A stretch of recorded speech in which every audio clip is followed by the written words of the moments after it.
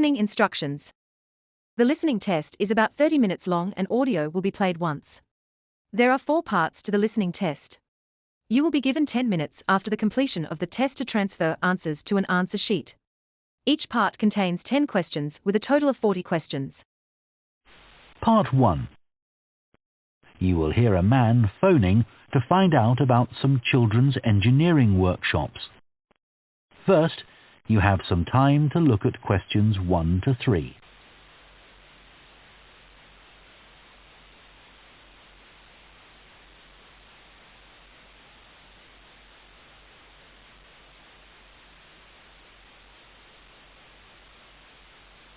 Now listen carefully and answer questions 1 to 3.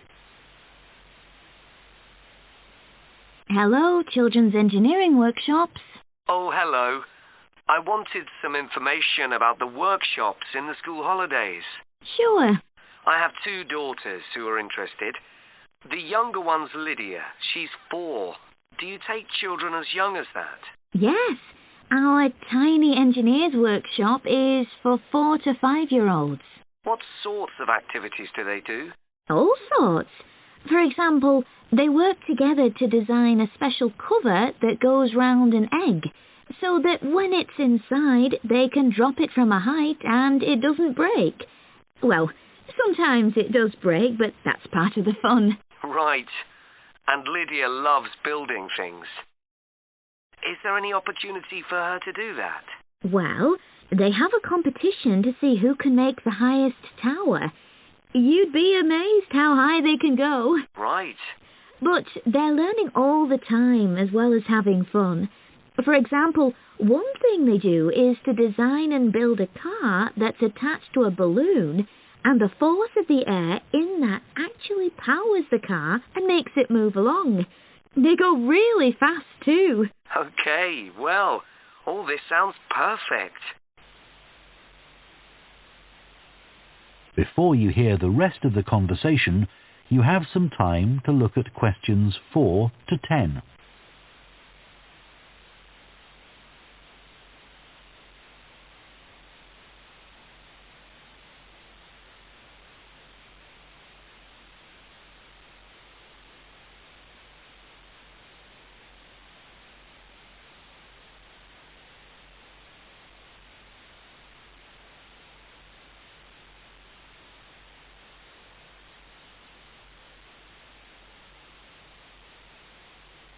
Now listen and answer questions 4 to 10.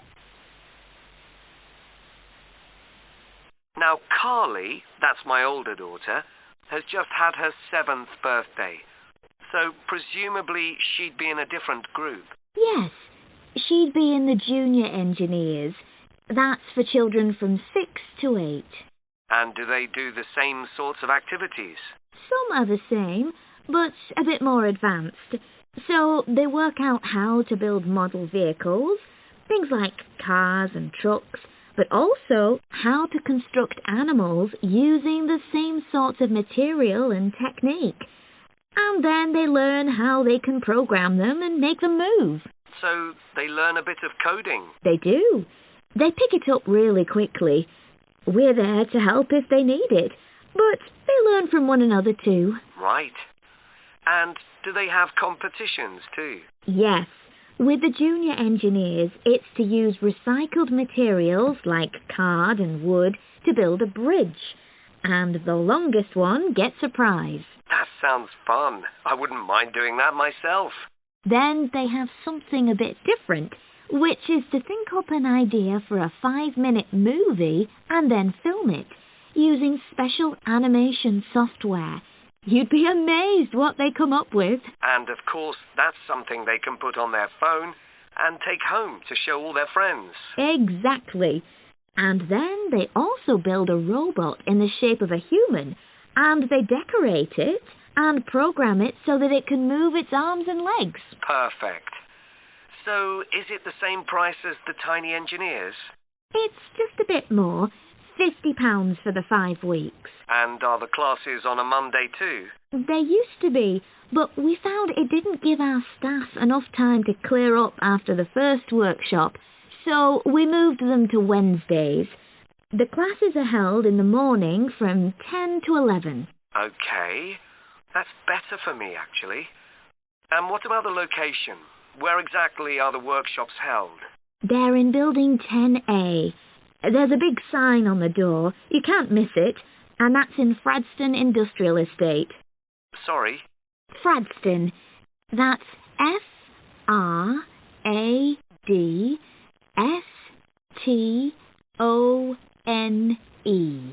And that's in Grassford, isn't it? Yes, up past the station. And will I have any parking problems there? No, there's always plenty available. So, would you like to enroll Lydia and Carly now? Okay.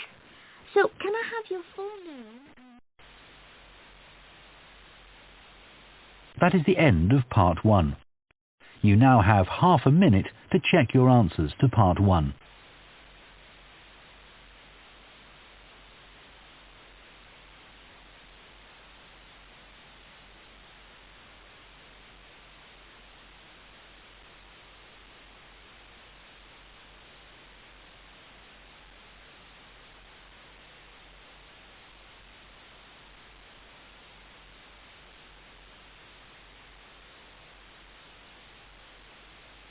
Part 2. You will hear the Managing Director of a company called Stevenson's welcoming a group of work-experienced students. First, you have some time to look at questions 11 to 14.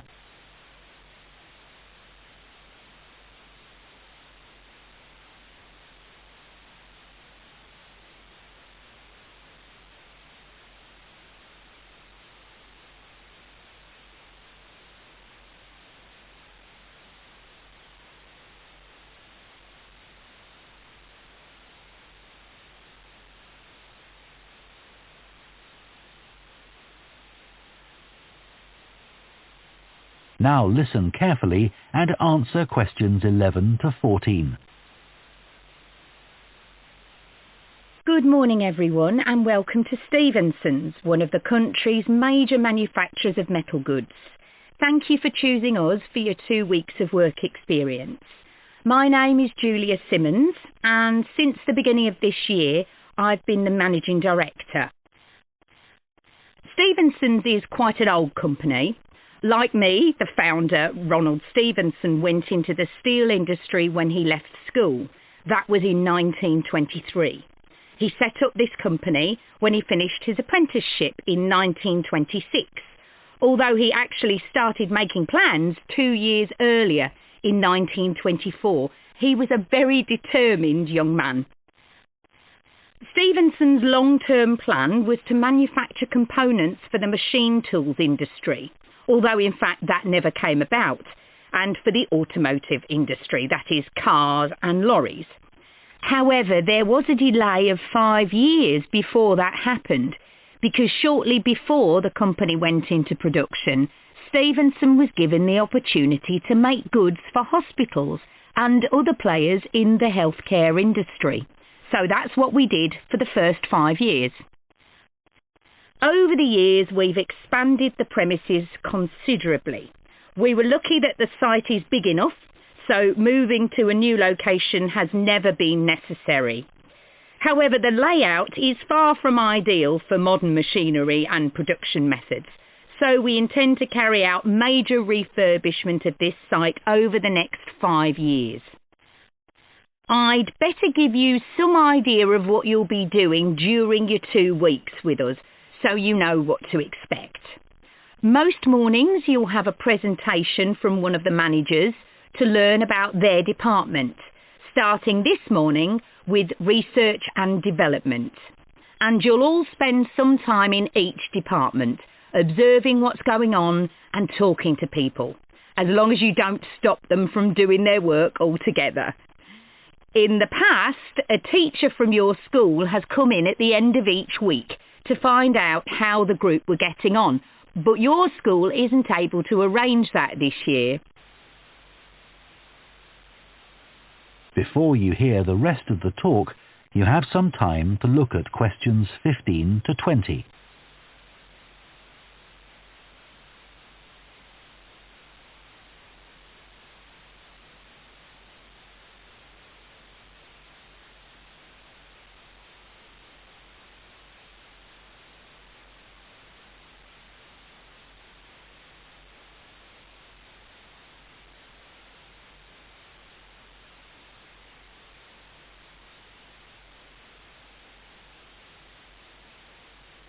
Now listen and answer questions 15 to 20.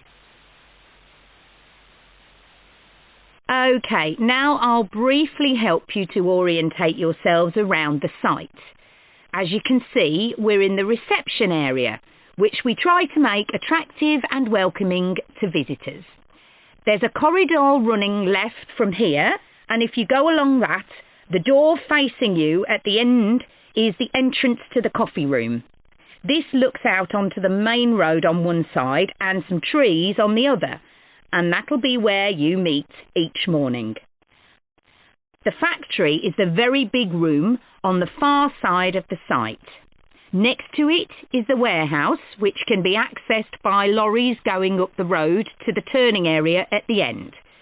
You can get to the warehouse by crossing to the far side of the courtyard, and then the door is on your right. Somewhere you'll be keen to find is the staff canteen. This is right next to reception. I can confidently say that the food's very good, but the view isn't.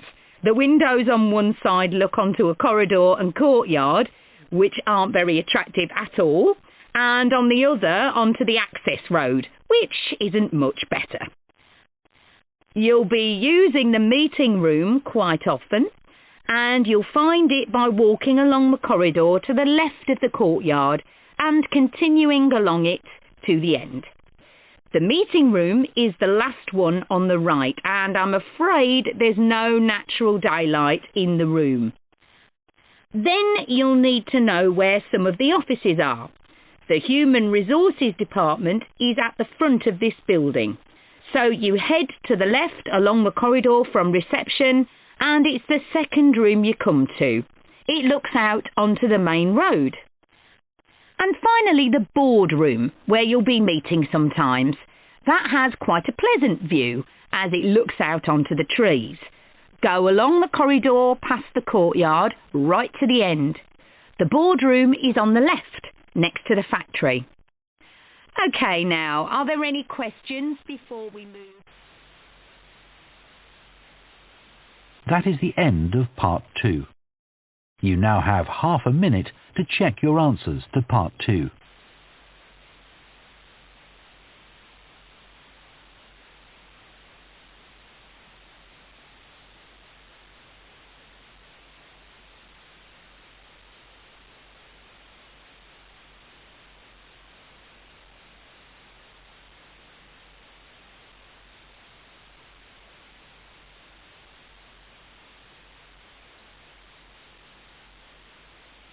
Part 3. You will hear 2 students called Jess and Tom discussing their art projects. First, you have some time to look at questions 21 to 24.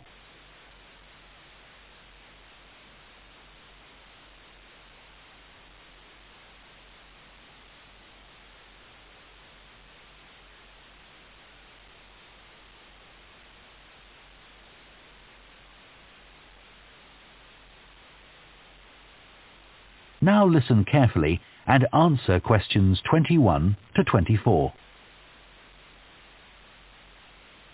How are you getting on with your art project, Tom? Okay. They gave us the theme of birds to base our project on, and I'm not really all that interested in wildlife, but I'm starting to get into it. I've pretty well finished the introductory stage. So have I. When they gave us all those handouts with details of books and websites to look at, I was really put off. But the more I read, the more interested I got. Me too. I found I could research so many different aspects of birds in art. Colour, movement, texture. So I was looking forward to the bird park visit. What a letdown. It poured with rain and we hardly saw a single bird.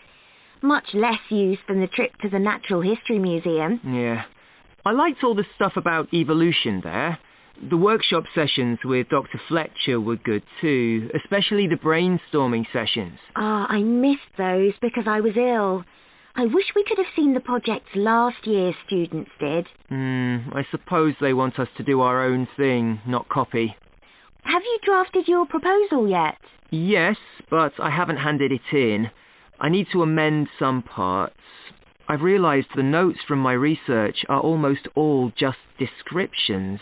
I haven't actually evaluated anything, so I'll have to fix that. Oh, I didn't know we had to do that. I'll have to look at that too.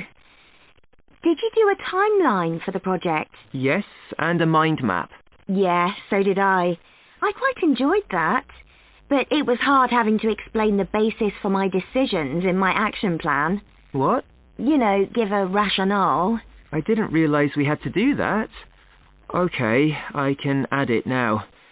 And I've done the video diary presentation and worked out what I want my outcome to be in the project. Someone told me it's best not to be too precise about your actual outcome at this stage, so you have more scope to explore your ideas later on. So I'm going to go back to my proposal to make it a bit more vague. Really? Okay, I'll change that too then. Before you hear the rest of the discussion, you have some time to look at questions 25 to 30.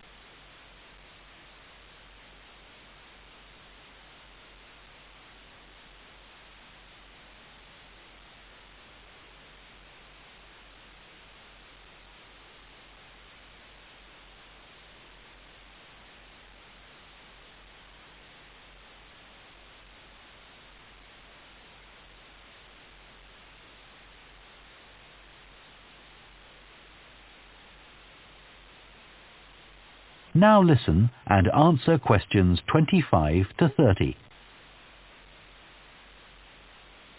One part of the project I'm unsure about is where we choose some paintings of birds and say what they mean to us. Like, I chose a painting of a falcon by Landseer. I like it because the bird's standing there with his head turned to one side, but he seems to be staring straight at you.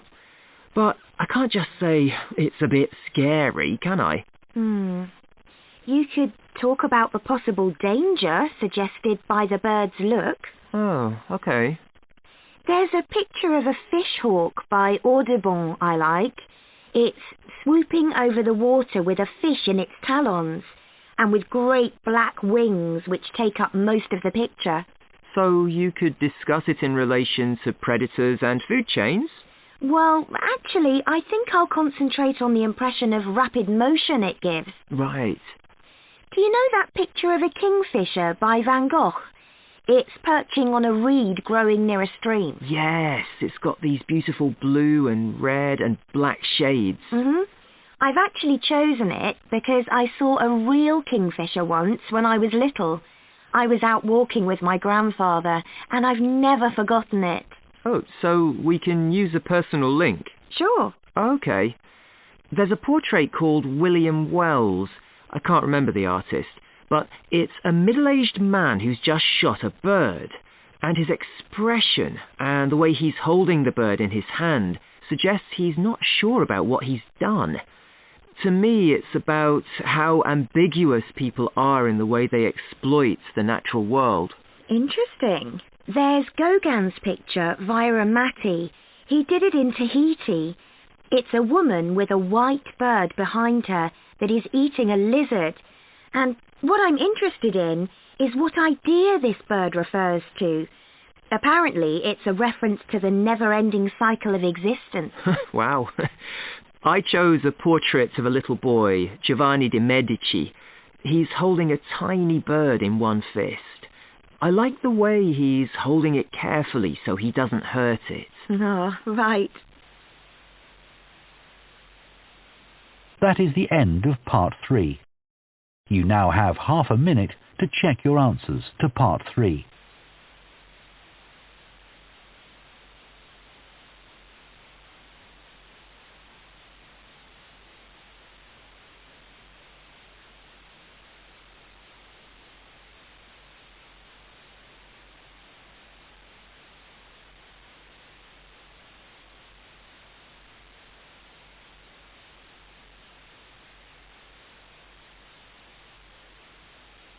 Part 4.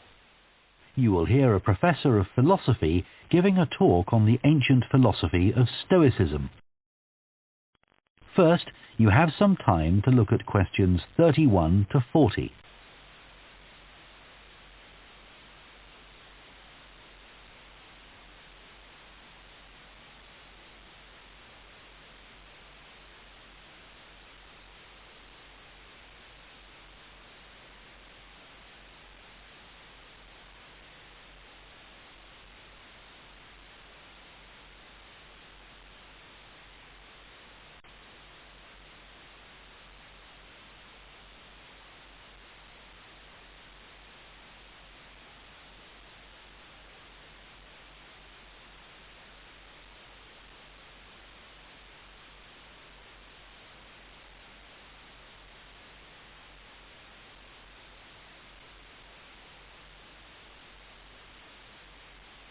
Now listen carefully and answer questions 31 to 40. Ancient philosophy is not just about talking or lecturing or even reading long, dense books. In fact, it is something people have used throughout history to solve their problems and to achieve their greatest triumphs. Specifically, I am referring to Stoicism, which in my opinion is the most practical of all philosophies and therefore the most appealing. Stoicism was founded in ancient Greece by Zeno of Citium in the early 3rd century BC, but was practiced by the likes of Epictetus, Cato, Seneca, and Marcus Aurelius. Amazingly, we still have access to these ideas, despite the fact that the most famous Stoics never wrote anything down for publication. Cato definitely didn't. Marcus Aurelius never intended his meditations to be anything but personal. Seneca's letters were, well, letters, and Epictetus's thoughts come to us by way of a note-taking student. Stoic principles were based on the idea that its followers could have an unshakable happiness in this life, and the key to achieving this was virtue. The road to virtue, in turn, lay in understanding that destructive emotions like anger and jealousy are under our conscious control. They don't have to control us, because we can learn to control them. In the words of Epictetus, external events I cannot control, but the choices I make with regard to them I do control.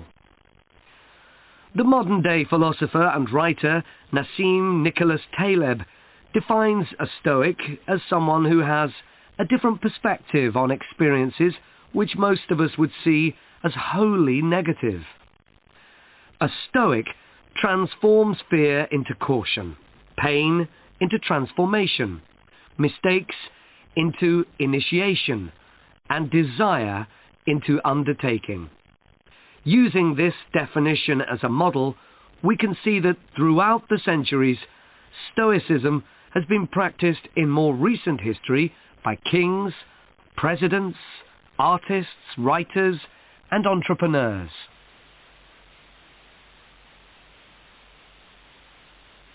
The founding fathers of the United States were inspired by the philosophy. George Washington was introduced to Stoicism by his neighbours at age 17, and later put on a play based on the life of Cato to inspire his men. Thomas Jefferson kept a copy of Seneca beside his bed. Writers and artists have also been inspired by the Stoics. Eugene Delacroix, the renowned French Romantic artist, known best for his painting Liberty Leading the People, was an ardent Stoic, referring to it as his consoling religion. The economist Adam Smith's theories on capitalism were significantly influenced by the Stoicism that he studied as a schoolboy, under a teacher who had translated Marcus Aurelius's works. Today's political leaders are no different, with many finding their inspiration from the ancient texts. Former US President Bill Clinton rereads Marcus Aurelius every single year, and many have compared former President Obama's calm leadership style to that of Cato. Wen Jiabao, the former Prime Minister of China, claims that Meditations is one of 2 books he travels with, and that he has read it more than 100 times over the course of his life. Stoicism had a profound influence on Albert Ellis, who invented cognitive behavior therapy, which is used to help people manage their problems by changing the way that they think and behave. It's most commonly used to treat depression. The idea is that we can take control of our lives by challenging the irrational beliefs that create our faulty thinking, symptoms, and behaviors by using logic instead. Stoicism has also become popular in the world of business. Stoic principles can build the resilience and state of mind required to overcome setbacks, because Stoics teach turning obstacles into opportunity, a lesson every business entrepreneur needs to learn. I would argue that studying Stoicism is as relevant today as it was 2,000 years ago, thanks to its brilliant insights into how to lead a good life. At the very root of the thinking, there is a very simple way of living. Control what you can and accept what you can't. This is not as easy as it sounds and will require considerable practice. It can take a lifetime to master. The Stoics also believed the most important foundation for a good and happy life is not money, fame, power, or pleasure, but having a disciplined and principled character, something which seems to resonate with many people today. That is the end of Part 4. You now have 1 minute to check your answers to Part 4.